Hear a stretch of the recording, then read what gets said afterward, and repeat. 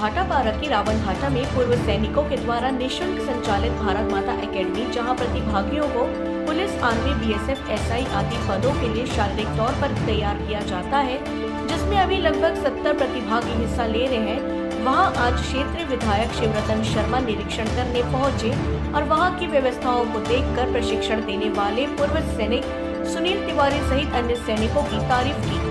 साथ वहां मौजूद प्रतिभागियों के उत्साहवर्धन करते हुए उन्हें टी शर्ट व निक्कर देने की घोषणा की।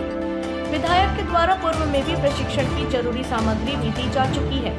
वहीं पूर्व सैनिक सुनील तिवारी ने बताया कि एकेडमी में शारीरिक दक्षता दी जाती है, साथ ही उच्च प्रशिक्षित शिक्षकों के द्वारा अभावग्रस्त प्रशिक्षित आर्थियों को निःशुल्क रिटर्न व परीक्षा की तैयारी भी कराई जाती है, ताकि क्षेत्र के बेरोजगार अधिक से अधिक संख्या में अपने लक्ष्य की प्राप्ति कर सके।